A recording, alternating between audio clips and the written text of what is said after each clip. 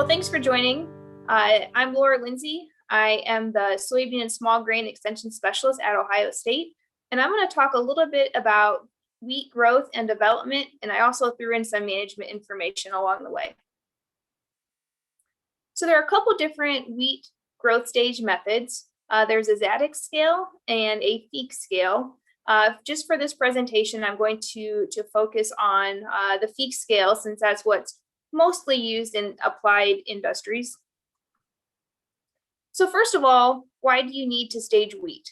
It's important to stage wheat because key management decisions need to be made at certain growth stages, such as herbicide application or fungicide application.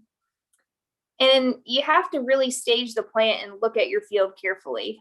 You just can't stage wheat based on looking at the height of the crop or based on your calendar dates. So to kick it off, Feeks 1 is termed emergence. This is in the fall with just one shoot formed and the first leaf through the coleoptile. In terms of management here, this is a time you could check for stand establishment. Stand establishment is really important for wheat. I know here in Ohio and really across the Midwest, there's been some really wet falls causing wheat to be planted later. And when wheat is planted later, usually you need a higher seeding rate to compensate for maybe less tiller formation. Feeks 2, this is beginning tillering, usually in the fall. And I have a picture of a tiller here. A tiller is a stem or shoot that shares the same root mass as the main stem. So sometimes it's kind of hard to distinguish really what's a tiller and what's the main stem unless you dig up the plant, but they do share the same root mass. Again, at this time, you can check your field for stand establishment and tillering. Feeks 3 means that the tillers are formed. This could either happen in the fall or the spring, depending on when the wheat was planted, the weather. So tillering can be complete in the fall or resume in the spring after dormancy. Feeks 4 growth stage is upright growth, so that wheat goes from more of a flat growth habit to upright. This is usually in the spring. In terms of management, this is a great time to start scouting for insects and weeds. And I'm going to skip now to a different topic, green up. So farmers talk a lot about green up, not necessarily Feeks. And a lot of our management is based around green up timing. But what's interesting is green up is not really a definable growth stage, but usually occurs between Feeks 3 and 4. And we define green up as just when that new growth in the spring, the new green growth covers the dead tissue from winter, and it gives the field a nice green appearance. So this is really key because we don't recommend applying spring nitrogen until green up or later. Jumping back now to Feeks, Feeks 5, this is when the leaf sheaths are strongly erect or upright. You can maybe see more tillers develop after this stage, but they won't likely influence yield. In terms of Feeks 5, you can continue to evaluate your stand. Sometimes over winter, we see freeze, thaw cycles, heaving, wet soils, cold weather damage. So this is a good time to evaluate your stand to see how it survived over the winter. This is also a really good stage to apply your spring nitrogen. And weed control should be made before or during Feeks 5. And you can scout for foliar diseases as well at this time. So I mentioned spring stand evaluation. I know recently, I think it was 2019, we had really cold weather. We had a polar vortex system through most of the Midwest. And at least here in Ohio, we did not have snow cover. And that damaged our small grain crops, wheat and barley as well.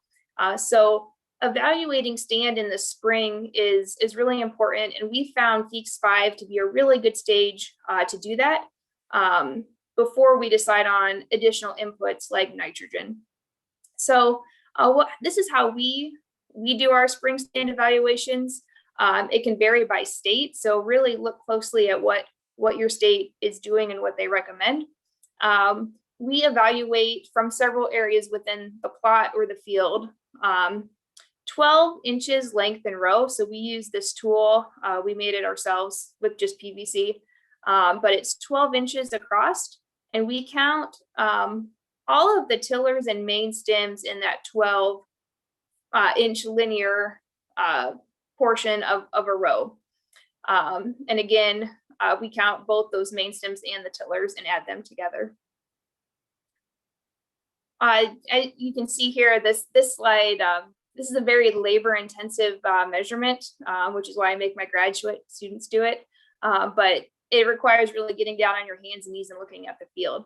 So one thing that we've done to maybe make this less labor intense is to use a new tool called Canopeo. It's a free app from Oklahoma State University, and it uses either your phone or an iPad. It uses the camera. You can hold your phone parallel to the ground where you capture 3 rows of wheat and take a picture, and it calculates the % green area in that photo. So here's an example of wheat where we took that picture. It converts it to black and white, but the canopy cover here was 44.86%. So this is another way to get an idea of canopy closure and stand establishment, really anytime, but we found Feeks 5 to work the best for us. The other thing to note about this is that if you have weeds in your picture, anything that's green, it'll be picked up by that app. So this works best under those weed-free or very few weed conditions. And then what we've done is correlate our stem count. Again, this is number per foot of row, and that measurement fractional green canopy cover using that Canopeo app to yield. So these are some guidelines we've worked out. It can vary by state. Here we're using the number of stems per foot or row. Some states use number of tillers per square foot. Other states are looking at where profitability is maximized, not yield. This is yield based. So there can be some variation among states. So this is just what we do and a method that we found that works well. For Feeks 6 growth stage, this is when the first node is visible. The first node is swollen and it appears above the soil surface. Sometimes with this stage, it's almost easier to feel the node than to see the node. So that's something you can do.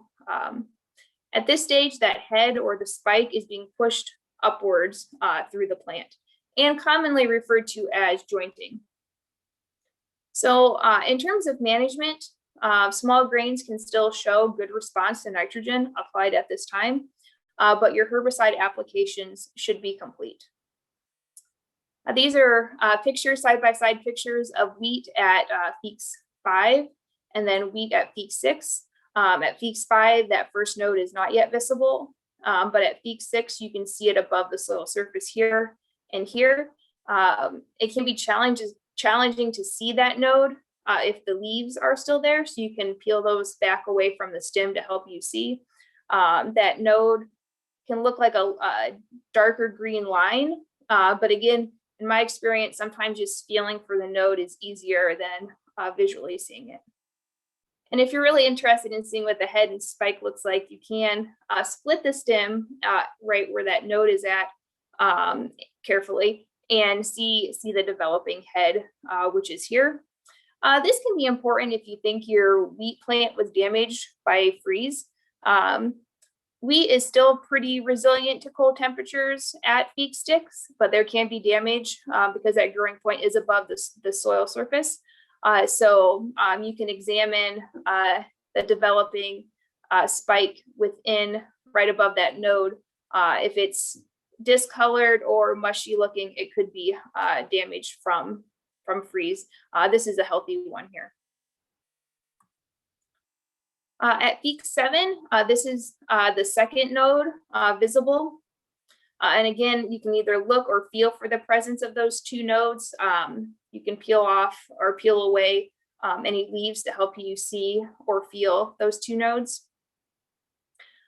For management at this growth stage, you can still apply nitrogen if you haven't done so yet. If springs are wet, sometimes that nitrogen application can be delayed. So you can still apply nitrogen, but it's not advised unless you need it, because you can see some mechanical damage caused by the application equipment. Feeks 8 means the flag leaf is visible, but still rolled up. And you can see that in the picture here. The last leaf is the flag leaf, and it is emerging from the whorl. If you're not sure, if you're looking at the last leaf or the flag leaf, you can split the leaf sheath above that highest node and look to see if there are additional leaves. If there are no additional leaves, then you can confirm that the plant is at Feeks 8. In terms of nitrogen, really additional nitrogen at this point is not likely to increase yield. And in some cases, severity of foliar diseases, specifically the rust, can be worse with additional nitrogen, so we don't advise that. The flag leaf is very important. It makes up 75% of the effective leaf area that contributes to grain fill. So this is really a key time to scout for foliar diseases and decide whether or not you need a foliar fungicide. I have some questions here just to, when you're scouting your fields, to think about. First of all, do you have fungal disease? Do you see disease in your field? Check the cultivar information. Is the variety susceptible to certain diseases? And are the weather conditions favorable? Is it wet or is it humid? And does your crop yield potential warrant the cost of both the product and the application? At Feeks 9 growth stage, the ligule of the flag leaf is visible, and the ligule is a membranous scale on the inner side of the leaf sheath. And I have a picture in the next slide. And for management, this is a good time to look for insects, armyworms specifically. This is not a close-up picture here, but just showing where on the plant to look for the flag leaf and then the ligule. And this is a drawing of what a ligule looks like. So it's that membranous scale right where that flag leaf is. And you may even have to peel it back a little bit and look for it closely. Feeks 10 is the boot stage.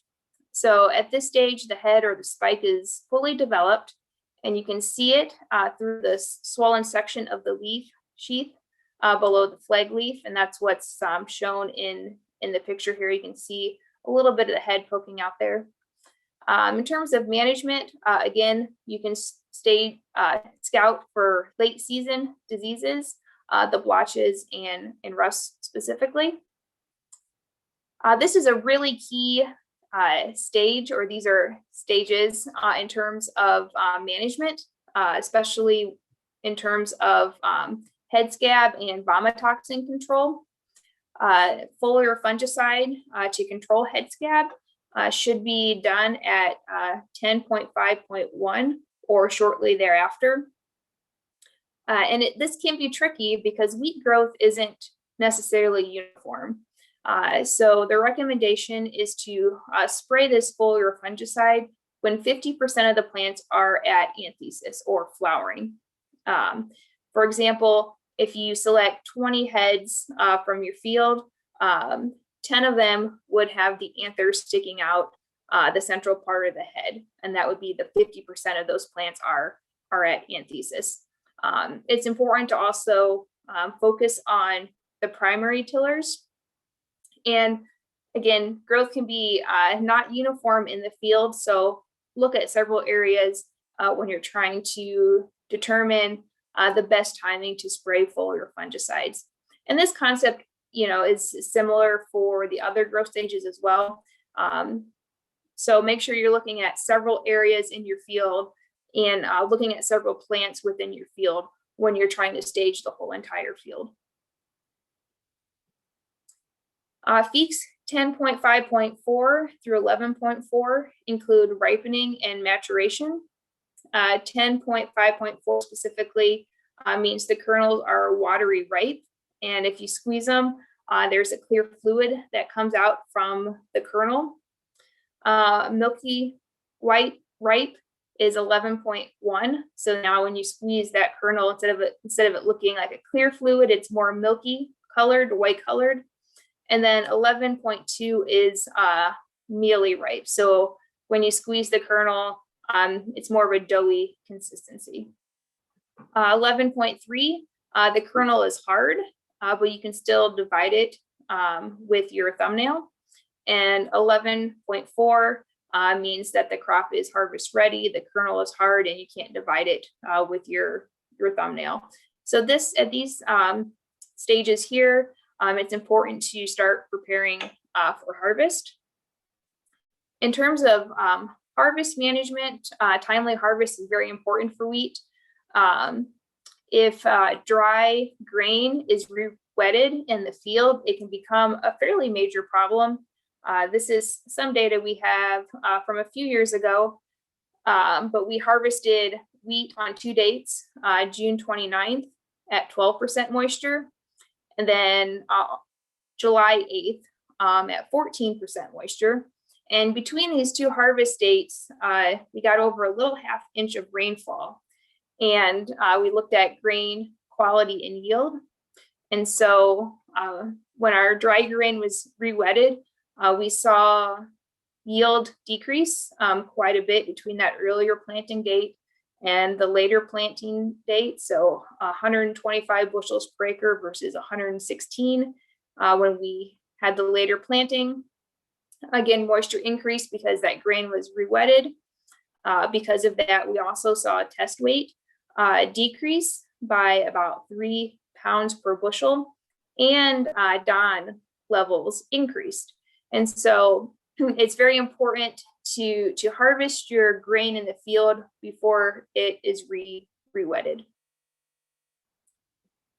So for more information, I have my website here, stepupsoy.osu.edu, my Twitter handle, and also the OSU Agronomic Crops YouTube channel is a really good resource. We have videos of our specialists staging wheat in fields. And so I have pictures. Sometimes real field videos are also very useful. So we have those on our Agronomic Crops Team YouTube channel. So thank you for your time today.